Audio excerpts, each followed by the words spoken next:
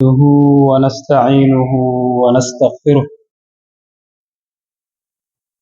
ونعوذ بالله من شرور أنفسنا ومن سيئات أعمالنا. أما بعد، أعوذ بالله من الشيطان الرجيم. بسم الله الرحمن الرحيم. الله الذي خلقكم من ضعف ثم جعل من بعد ضعف قوة ثم جعل من بعد قوة ضعفا وشيبا. حاضرین مجلس، الحمدلله چې ډېر پکې ځوانان دي، دا د خوشحالۍ خبره. ځوان طبقه، ینګ جنریشن، دوی سره دومره اهتمام شته چې وعظ او نصیحت ته کښېني. عمل چونکې بعد کې خبره ده، او په توفیق د الله تعالی سره کېږي چې چاته الله توفیق ورکړي عمل وکړي، نه صرف ناسته اورېدل، دا هم باعث د اجر دی. الله په انسان ته اجر ورکړي. د آیات کې الله رب العالمین یو خبره کړې ده. رب ستاسو هغه ذات دی چې تاسو یې پیدا کړي یې. ستاسو خلقت، ستاسو پیدایش، ستاسو وجود ته یو لاره ورکړې ده چې تاسو په دې دنیا کې ژوند. او دغه وجود سره الله رب العالمین وایي پرفیکټ وجود نه دی، کامل وجود نه دی،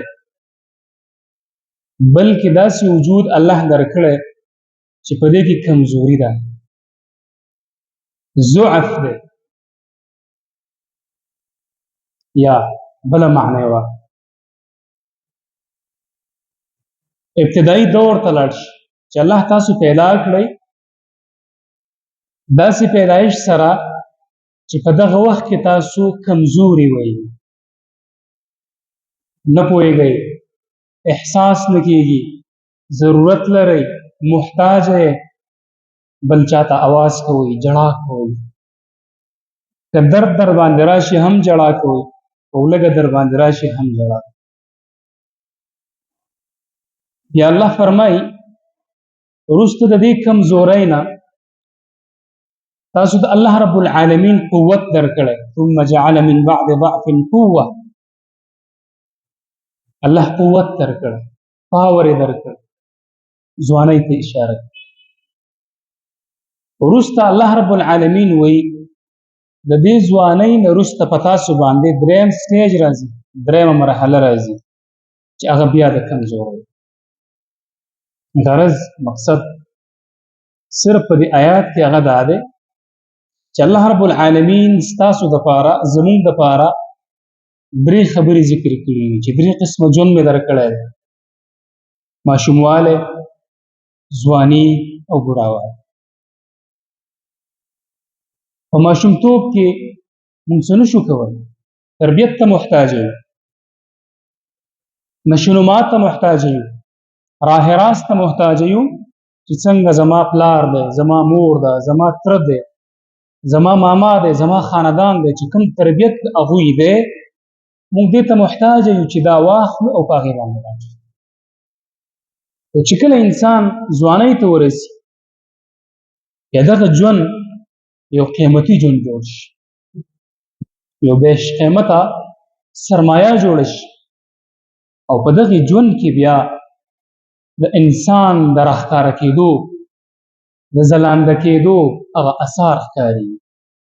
او په دغې ژوند کې انسان کولی شي چې خدمات وکړي، هغه د دین وي، خدمات وکړي، هغه د دنیا وي. لکه وروسته چې کوم ژوند را روان دی هغه بیا کمزوري ده. په ږیره کې سپین ولګېدل، قوت ستا بلې طرف ته روان شو، کمزورۍ طرف ته روان شو، ته بیا محتاجه کېږي. چا به د لاس نه نیولی وي، کله به دې غاښونه کار نه کوي، کله به دې خپې کار نه کوي، درد به در باندې وي، کله به دې نظر کار نه کوي. هغه ژوند کې هم څه نشي کولی. دا خاص ژوند دی، خاص تحفه ده چې الله رب العالمین په خپل کلام کې ورته اشاره کوي. حدیث کې راځي د الله رسول فرمایي، کوم حدیث چې زه تاسو ته وایم د دې حدیث په سند او متن کې کلام دی، ضعیف دی، صحیح نه دی، او شواهد ورله شته. شواهد معنا دا ده چې بنفسه دا حدیث ضعیف دی، کمزوری دی، خو د دې حدیث چې کومه معنا ده هغه د نورو احادیثو نه ثابتېږي چې معنی وجود لري. عقبه بن عامر رضی الله عنه فرمایي ان الله عز وجل، یقینا الله رب العالمین لا يعجب، تعجب کوي. په بل حدیث کې راځي لمعة الاعتقاد د ابن قدامه یو کتاب دی د عقیدې، په هغې کې د ضحک الفاظ راوړي چې الله خاندي. چاته خاندي؟ من الشاب ليست له سبوة. الله تعجب کوي په یو روایت کې راځي، په دې کې دا صحیح نه دی، ضعیف. بل روایت کې راځي ابن قدامه سے په خپل کتاب کې راوړی د عقیدې کتاب د لمعة الاعتقاد، دې کې ضحک الفاظ راغلي، الله خاندي سبحان الله بما يليق بشانه او بجلاله. څنګه چې د الله د شان سره لایق او مناسب، الله دپاره خندا ثابته. زمونږ ایمان دی په دې باندې، عقیده مو ده د اهل سنت والجماعه عقیده ده په دې باندې د الله دپاره صفات دا شته.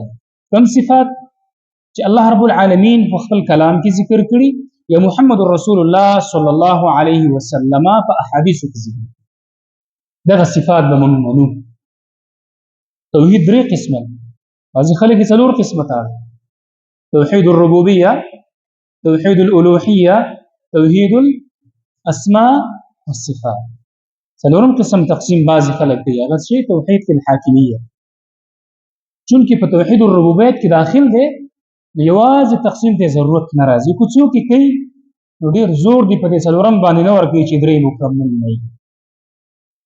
نو زموږ ایمان دی د الله رب العالمین وحدانیت په نومونو کې، ولله الاسماء الحسنى فادعوه بها، قل ادعوا الله او ادعوا الرحمن. نو د الله دپاره صفات هم شته او اسماء هم شته. نو دا ضحک دا یو صفت دی د رب العالمین، زمونږ په دې ایمان دی د الله نه ثابت دی. نو الله هغه ځوان ته خاندي لیست له سبوة، چې د هغې دپاره خواهش نه وي. زه تاسو حیران یې چې نفس الله را کړی، خواهش به راله ولې نه ده؟ دا ممکنه ده؟ نه، د حدیث مقصد دا نه دی. مقصد دا دی ان الله عز وجل لا يعجب من الشاب ليست له سبوة. مطلب او غرض دا دی چې الله رب العالمین هغه انسان ته تعجب کوي، خاندي ورته چې هغه خواهش نه ځان ساتي چې هغه غیر شرعي دی او غیر اخلاقي. خواهش دوه قسمه ده، یو جایز خواهش حدودو کې دننه، د اسلام په حدودو کې دننه، او زمونږ د معاشرې په حدودو کې دننه چې د اسلام سره ټکراو نه. دا خواهش هر سړی لري، دا جایز خواهش دی. یو سړي د کور وي، یو سړي د بچي وي، یو سړي د ګاډۍ وي، یو سړي د ښه ژوند وي، د هغې لپاره کوشش کوي، دا خو جایز دی. که چېرته دا موږ ونه کړو بل څوک یې خو راله نه شي کولی، د دې لپاره خو کوشش کوې، محنت به کوې، خو مقصد دا نه دی چې مقصد همدغه دنیا وګرځي او آخرت درنه پاتې شي. د جایز خواهش دپاره، د جایز روزۍ دپاره، د جایز ګټې دپاره به محنت کوې، دا هم عبادت دی.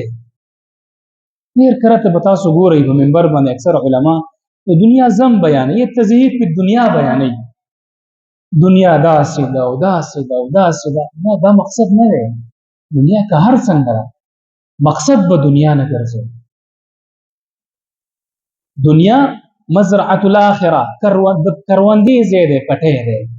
نو پټي کې به ته کر کوې څه چې ستا ضرورت دی، پټي کې به ته بالکل کټ نه وړې چې هلته اوسېږي او بس دغه دی مقصد دی چې بل کار دی نشته، بیا دنه ژوند پاتې کېږي، بیا دل مقصد پاتې کېږي. دنیا وګټه، بینک بیلنس پیدا کړه، خپل نوم پیدا کړه، سټیټس هم برابر کړه، خو مقصد دنیا مه ګرځوه. تزهید فی دنیا دا مطلب دی. دا مطلب نه دی چې افراط او تفریط کوي. دین طرف ته لاړو، دنیا را پاتې شو، بیا هم نه کېږي. څه به کوې؟ سوال به کوې او داسې مه کوئ چې بالکل دنیا ته لاړ شي او دین رانه پاتې شي، بیا هم مقصد زمونږه کامل نه شو. بلکې موږ به څه کوو؟ کنتم خیر امت، الله رب العالمین چې موږ ته غوره امت ویلی دی او د هغې غوره امت یو صفت الله ذکر کړی دی، هغه څه شی دی؟ درمیان ولي، میانه روي چې ورته وایي. د دې ملک په زبان کې هغې ته څه وایي؟ میانه روي. نه به دې طرف ته ډېر کږېږي او نه به دې طرف ته کږېږي. او دا خبره چېرته شوې ده؟ تاسو هر لمونځ چې کوئ سوره فاتحه وایئ؟ ټول وابیان دي که نه؟ ټول وابیان دي؟ سوره فاتحه ووایئ که نه؟ ګوره دې کې تاسو سوچ کړی دی الحمد لله رب العالمين الرحمن الرحيم مالك يوم الدين إياك نعبد وإياك نستعين اهدنا صراط الذين أنعمت عليهم غير المغضوب عليهم ولا الضالين آمين. ګوره څو ډلونه که په تفسیر کې لاړ شو بل طرف ته ځو، وغیر المغضوب عليهم او بل څوک دی ولا الضالين، الله درمیانه لار راته راکړي. یهود او نصارا کې مراد دي، یو افراط کړی او بل تفرید کړی. موږ د الله نه داسې لاره غواړو چې هغه سمه لاره وي، الله نه غواړو، د هغې لپاره کوشش هم پکار دی. نه به دې طرف ته ډېر ځئ او نه به دې طرف ته ډېر ځئ. نو دغې ځوان ته الله خاندي چې دا وګوره داسې یو ځوان دی چې د بدن هر یو هارمونز دا پوره والي طرف ته روان دی، اوج ته رسېدلي، انتها ته رسېدلي، خواهش د ده د پاسه دی، د هر یو شي جذبه لري. او بیا هم دا انسان، دا زما بنده خپل جایز خواهش هم کنټرول کوي. الله رب العالمین دې انسان ته او دا څوک کولی شي؟ دا ځوانان کولی شي، بل څوک نه شي کولی. د دې وجې نه الله رب العالمین په خپل کلام کې فرمایي هر چې هغه سړی دی، سوره نازعات کې الله فرمایي ونهى النفس عن الهوى، نو څه وایي الله رب العالمین؟ جنت د دې مأوا او ځای دی چې ځان یې خپل نفس یې د بې ځایه خواهشاتو نه دا کنټرول کو. نو الله رب العالمین وایي څه شی ورکوم؟ جنت ورکوم. اوس جنت څه شی دی؟ کنسیپټ د جنت څه شی دی؟ دا ځان له یو تفصیلي خبره. کوم جنت باندې چې موږ ایمان راوړو او چونکې د آخرت سره تعلق سره چې الله رب العالمین دوه کورونه پیدا کړي دي، جنت او خو د دغې ژوند چې کوم ما او تا کو او په دې ژوند کې ما او تا ځان کنټرول کو د خواهش نه، هغه جنتي اثار الله رب العالمین په دې دنیا کې هم ما او تا ته راښیي. حدیث کې راځي الله رسول فرمایي سبعة يظلهم الله في ظل لا ظل الا ظله. دا حدیث ما تاسو ته دا ضعیف دی، کمزور دی. د دې حدیث شاهد دا حدیث دی چې صحیح حدیث دی. ورځ د قیامت باندې الله رب العالمین د عرش د سوري د لاندې اوه قسمه خلکو ته ځای ورکړي. یو په هغې کې ځوان دی وشاب نشأ في عبادة الله، هغه ځوان چې هغه مشغوله وي عبادت الله تعالی. اوس عبادت الله تعالی څه شی دی؟ پنځه وخته لمونځ دی او دا یې جز دی، زکات دی او دا یې جز دی، روژه ده او دا یې جز دی، حج دی او دا یې جز دی، جهاد دی او دا یې جز دی. هر هغه کار چې انسان یې د دې دپاره کوي چې الله ته پرې ځان نږدې کړي او دغه عمل ثابت وي په شریعت کې، دا عبادت دی. که هغه د حقوق العباد سره تعلق ساتي او که د حقوق الله سره تعلق ساتي. ښه خبره صدقه ده، عبادت دی. د مشر عزت کول صدقه ده، عبادت دی. په کشر باندې رحم کول صدقه ده، عبادت دی. چاته اوبه ورکول صدقه ده، عبادت دی. په صف کې مشر ته ځای پرېښودل عبادت دی، صدقه ده. داسې پسې راځي. په خپل بچي باندې ښه خوراک کول صدقه ده، په ځان باندې ښه خرچه کول صدقه ده، ځان لپاره کور برابرول بهترین صدقه ده، ځان لپاره سوردي برابرول صدقه ده، ځان لپاره روزي ګټل دا صدقه ده، دا عبادت. هر هغه معامله چې شریعت تا ته ویل چې دې سره دا وکړه دا عبادت دی او ثابت وي. ما خبره کوي یو هغه ځوان دی چې هغه څه شی کوي؟ د الله رب العالمین په بندګۍ کې مشغوله بندګي کوي. او بل ورجل بل هغه سړی دی دا صرف د سپین ږیرو دپاره قلبه زړه د هغوی تړلی شوی وي د مسجد سره الله همیشه دوی په مسجد کې ناست الله بندگی کوي تلاوتونه کوي ذکر اذکار کوي الله رب العالمین پیغمبر فرمایي دغه انسان ته به هم الله رب العالمین په ورځ د قیامت باندې د عرش د سوري د لاندې ځای ورکوي حدیث کې راځي د الله رسول فرمایي ځوانانو تاسو ته وایي اغتنم خمسا قبل خمس پنځه شیان بعضو روایتو کې شپږ راغلي غنیمت وګڼئ فرصت یې وګڼئ د څه شي نه د پنځو شیانو نه یو په هغې کې دا دی وشبابک قبل ستا ځواني دا په ځان باندې فرصت وګڼه مخکې د بوډاوالي نه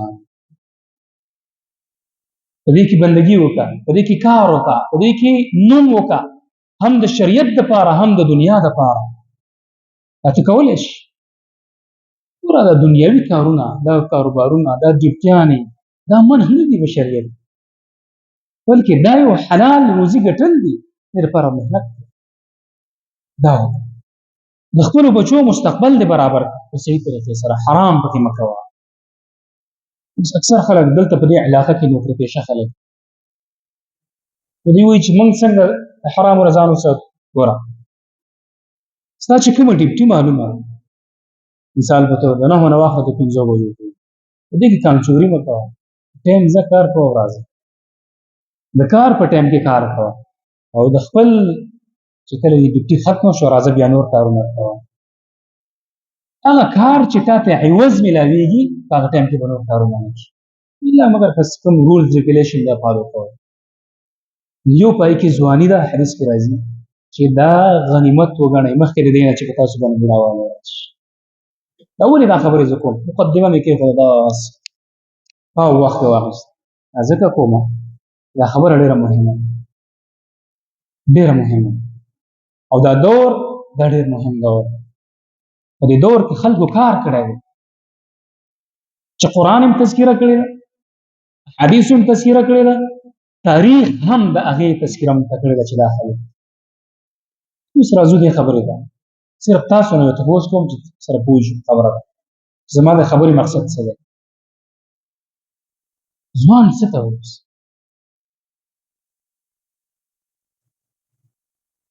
هر یو سړي خپل تعریف دی چې ځوان دا دی دا دی اوس ته پته ده ځوان څه ته وایي مونږ ځوان پښتانه هغه چا ته وایي مړی وشي حجره کې ناست دي مشرانو ته اوبه ورکوي کشرانو ملګرانو چې کوم داسې لیبر طبقه ده په هغې کې ځوان هغې ته وایي چې خسته مزېدارې غټې غټې مړۍ کوي او زمونږ د طالبانو په ژوند کې مونږ ځوان هغې ته وایو چې کټه کټه وي بل لفظ نه وایم هغې ته مونږ ځوان شریعت کې ځوان چاته او یا فلاسفه ځوان چاته وي دې خبر ته سوچ ارسطو افلاطون تاسو له سټډي کوي چې کوم ایجوکیټډ خلک دي ډېرې پکې ډیپ پکې مه ورځئ بیا بل طرف ته انسان ځي په بعضو خبرو کې وګورئ فلاسفه تعریف د ځوانۍ څه کړی دی هغوی ځوان هغې ته وایي چې په هغې کې دومره قوت وي چې د معاشرې روح دا بدل کړي انقلاب راولي انقلاب پېژنئ فلاسفه څه وایي ځوان هغه دی چې دومره قوت په دې کې قوت جسمانی نه قوت فکري ذهني قوت دومره په دې کې وي چې د معاشرې روح بدل کړي یعنې انقلاب راولي او شریعت کې ځوان چاته وایي هغې چاته وایي یو سړی سن بلوغت ته ورسي 14 کاله ته ورسي او احکام د شرع په دې باندې لازم شي دې ته څه وایي ته ځوان دی عمر څومره دی 33 کاله چا ذکر کړه چا 40 کاله ذکر کړه چې د ځوانۍ عمر د 15 کاله نه شروع کېږي تر د 40 کلنۍ پورې او په دې کې یو نس موجود دی حدیث کې راځي د الله رسول فرمایي ورځ د قیامت باندې چې کله جنتیان جنت ته لاړ شي عمر د هغوی به څومره 33 سال څومره 33 سال د دې نه استدلال کېږي شریعت کې ځوان چاته وایي هغه چاته وایي چې هغه بالغ شوی او په هغې باندې د شریعت احکام لاګو شوي وي، لازم شوي وي، هغې ته ځوان. اوس راځو دې خبرې. دومره خبرې چې ما وکړې، دې غرض زما څه په دې عمر کې که تاسو انبیا سټډي کوئ، که صحابه سټډي کوئ، او که تاریخ کې هغه خلک سټډي کوي چې هغه معتبر وو، د تاریخ اوراق هغوی یادوي، دوی به ځوانان. ګوره قرآن کې الله رب العالمین د بعضو علماو د انبیاو تذکیره کړې، د بعضو نه ده. او د سیرت او د تاریخ دانان چې کوم دوی دا خبره کوي چې کم و بیش 1,24,000 انبیا دا راغلي، ممکن زیات وي، ممکن کم، خو مخصوص یو څو نومونه الله تعالی په قرآن کې ذکر کړي. مخصوص یو څو نومونه، یو په هغې کې څوک دی؟ ځوانان دي چې الله رب العالمین د هغې په باره کې یو غټ صورت راغلی، او تاسو د جمعې په ورځ وایئ سوره کهف. په دې کې کهف څه ته وایي؟ غار ته وایي. هغه خلک، هغه اووه خلک یا اته خلک، اته نسبې چې دوی د بادشاهۍ کورنۍ سره تعلق ساتي، بادشاهانو بچي، د وزیرانو بچي، بغاوت یې وکړو، د نصرانیت نه انکار وکړو، د رسم او رواج نه انکار وکړو چې موږ دا نه، او وحدانیت د الله تعالی ته غاړه کېښوده، هجرت یې وکړو، د خپلو بادشاهۍ نه ولاړه چېرته؟ په غر کې پناه واخیسته. الله رب العالمین د هغوی باره کې څه وایي؟ انهم فتیة آمنوا بربهم، دوی ځوانان ایمان یې راوړی و په رب باندې، ځوان دا. بل د چا تذکیره کړې؟ د ابراهیم علیه السلام. موږ ستاسو پلار دی، یو کس والله څه وایي؟ کان امتن، داسې یو سړی، داسې یو ځوان و چې پوره د امت جواب یې کوو، دومره قوت پکې و لکه پوره د قبیلې عمره قوت الله درته ورکړی. همدغه شان د یوسف علیه السلام ځوان. او دا قصه درته کوم او په دې باندې خپل اختتام بیا راولم. یوسف څه وکړو چې الله رب العالمین په خپل کلام کې سوره یوسف مکمل یو صورت د دې لپاره راغلی، پوره واقعه بیان. دا د یعقوب علیه السلام بچی، او دا د چا په نسل کې؟ د ابراهیم علیه السلام. خوب ویني، پلار ته وایي پلاره خوب مې ولیده چې لمر او سپوږمۍ ماته سجده کوي. پیغمبر زوی د پیغمبر دی، او ته څه وایي؟ بچیه د خپل خوب د ورونو ته مه وایه. یوسف او بنیامین دا د یو موره پیدا و، او دا نور چې دا د بلې موره پیدا. ورونه خبر شو، کله خبر شو چې کله پلار د یوسف سره محبت سیوا شي، پته ورته ولګېده بشارت راغلی دا سړی به پیغمبر کېږي. ته پته وه خپله پیغمبر دا نښې نشانې دا د پیغمبر محبت یې ورسره شروع شو، زیات شو. ورونه یې دا څه غم دی، او د میرې زوی دی، او دا زموږ پلار ته دومره نږدې و، د پښتو دا لهجه مو استعمالوه خفه نه شي. دوی پښتانه داسې وایي میرې زوی دی، پلان یې ورته جوړ. پلار ته وویل چې دا هلک موږ سره پرېږده، چکر ته ځو دا به موږ ځان سره بوځو. هغه وایي په تاسو مې اعتبار نشته. څنګه موږ باندې اعتبار نه کوې؟ موږ قوت والا یو، 12-14 کسان یو، ډله یو، په موږ اعتبار نشته دی. چېرته شرمخ به راشي تا به رانه وکړي. شرمخ چېرته و په هغه وخت؟ مفسرین عجیبه نکتې لیکي، هغې علاقو کې شرمخان مرمخان نه وو. هسې یوسف علیه السلام د یعقوب علیه السلام په خپلو بچو باندې امتحان کوي، زما بچي څه وکړي؟ دوی لاړه، دوی لوبې کوي، او یوسف علیه السلام د دوی په نسبت باندې کېنولې د پلو باندې، په پلو باندې سامان په قول د دوی شرمخ راغلی سړی رانه او څه یې وکړه؟ یوسف یې راواغېسته، په کوهي کې یې واچوه علیه السلام. واپس خپل پلار ته راتلاړ ته چې ای پلاره جاړي، مشر چې کوم دی جاړي، د مګرمچ اوښکې را روانې دي جاړي. وایي پلاره یوسف خو زموږ نه شرمخ وکړی، هو الوظيفة الله تصبركم فصبر جميل والله المستعان. یوسف په کوی کې پروت دی، د ورونو په نسبت دوی مړ کړ، پلار ته خبر راغلی چې یوسف لاړو، دا ماشوم دی. قافله راغله اوچته په لاړه مصر ته، او عزیز مصر د ځان لپاره خادم کو، ځوان شو او د باچاهۍ په کور کې پاتې شو. زلیخې مختصره قصه ده. زلیخې ته مطالبه وکړه، هغه ورته ویل زه د الله نه یریږم، دا کار نشي. زلیخې په بدنامي ولګوله، سړی جیل ته لاړه. په جیل کې الله توفیق د دې ورکړه، علم یې ورته ورکړه، علم د رؤیا د خوبونو تعبیر. او هلته الله رب العالمین بیا باچاهۍ ته راویستی، راغلی باچاهۍ په مصر باندې. یوسف چې دا حالات بدلول په کوم عمر کې وي؟ ځوان چې بادشاه شو، عزیز مصر شو، او د خزانو د مصر باندې کېناستو، دا ځوان، دا بوډا نو، او داسې ځوان چې په دین پوهه الله ورکړی. زمونږ استازو په شان، د مشرانو په شان نه و چې قل هو الله احد هم نشي ویلی. دا افسوس کوه، ډېر د افسوس کوه.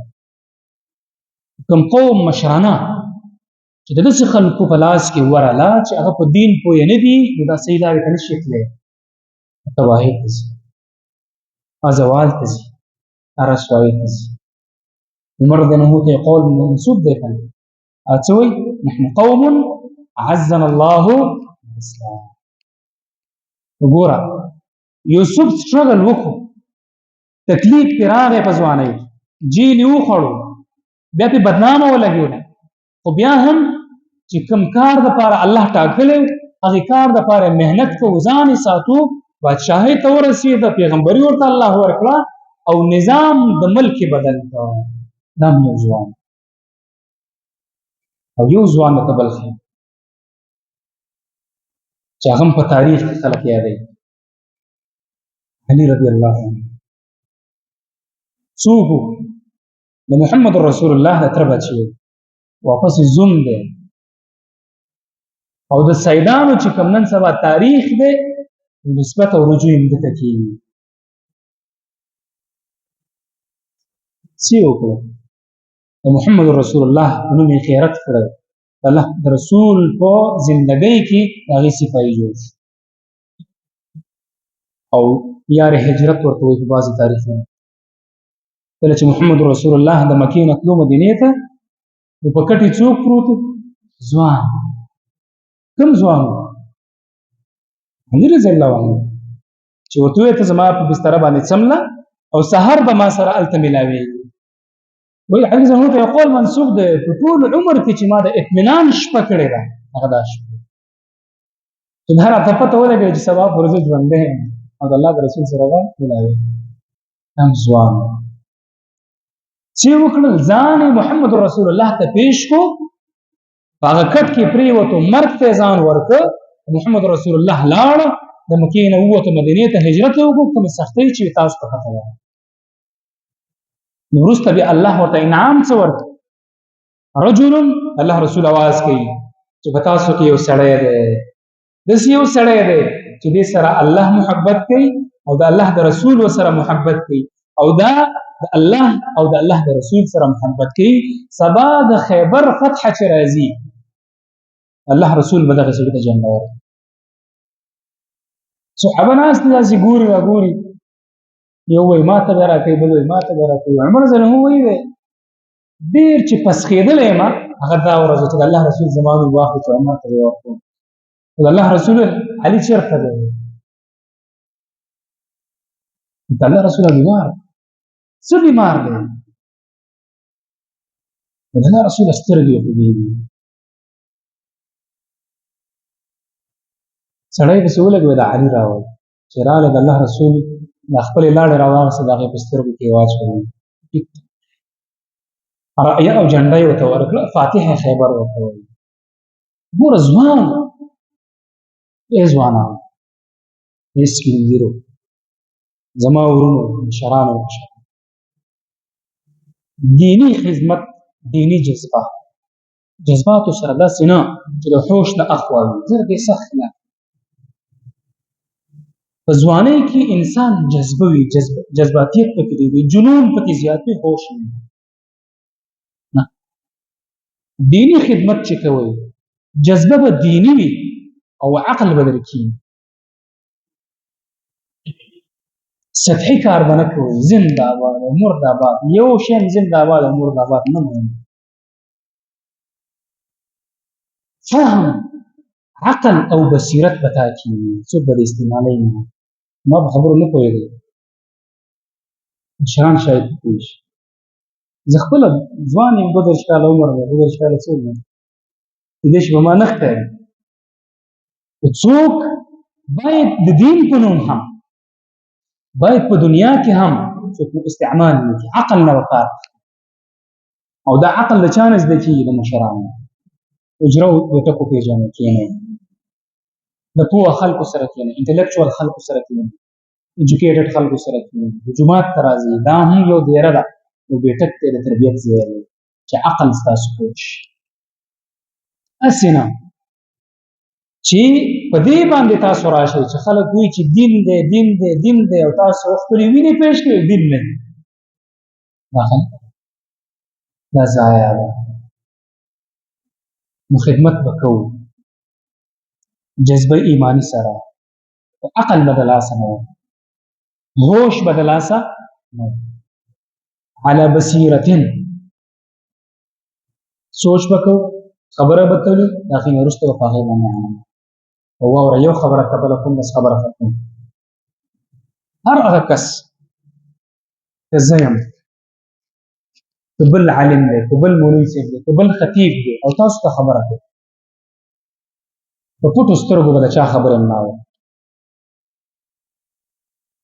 مولوي صاحب وویل او ختمه کړه، دا به تله یې چېرته ټیک وه ویې منئ، ټیک نه وه منئ نه وي.